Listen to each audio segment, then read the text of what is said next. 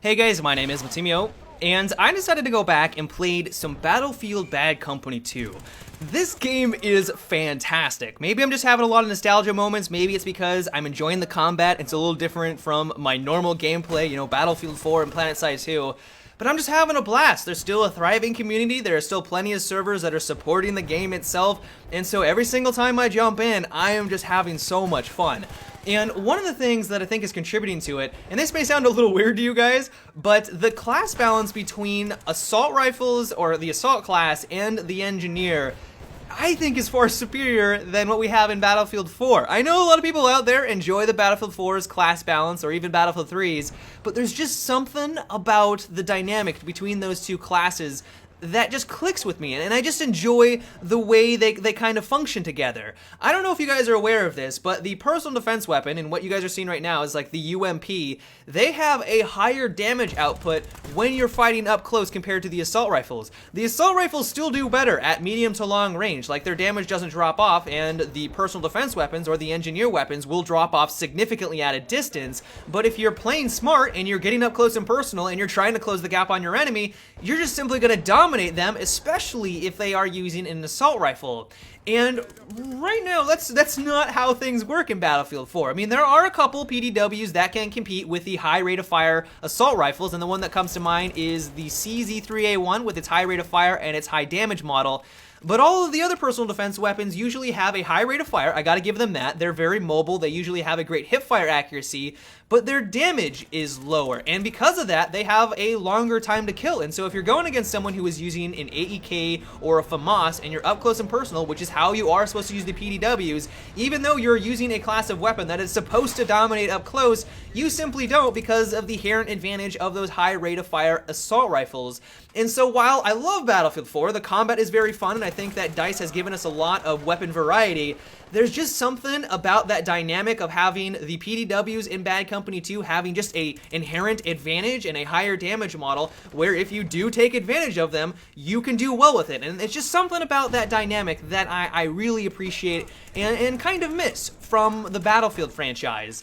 One thing I did notice though is that the gameplay and the mechanics are a lot slower paced and a little clunkier than I remembered. There was one time when I was trying to cross the street. I was playing on a normal map, and in my head I was like, okay, it's gonna take me like half a second to cross this street. I'm gonna be able to sprint over there, I'm gonna be able to get behind cover, and I'll be okay. But because the game itself is just much slower and the mechanics are slower, it took me a good time to cross that road. And because I just did not think it was gonna take me that long, of course someone was on a rooftop and was able to quickly take me out. And so that was kind of adjustment. It's just kind of just something that comes with the territory when you go back and play this game. And while it's not necessarily a bad thing, it was kind of something that I did have to get used to.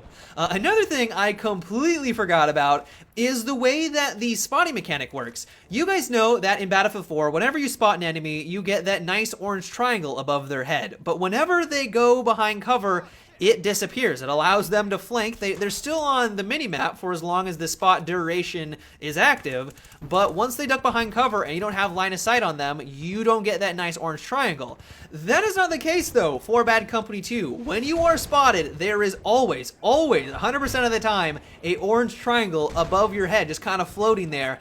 And so in some circumstances, it's amazing. Like you guys will, there's a couple of examples where I know an enemy is just around the corner and I'm tracking their triangle, and in the instant they round the corner, I just put a bunch of bullets down range and instantly take them out. But there are also some times where it happens to you, where you assume you're spotted, you're not exactly sure, but then as you round the corner, a hail of bullets fly in your direction and you have no time to react. And that was a mechanic that, while in some instances I loved and it was fantastic, but honestly, I'm glad that DICE did make the changes because it was a little broken. It was essentially wall hacks. And so while there are a lot of things about Bad Company that I love, that was one thing that did get a little annoying.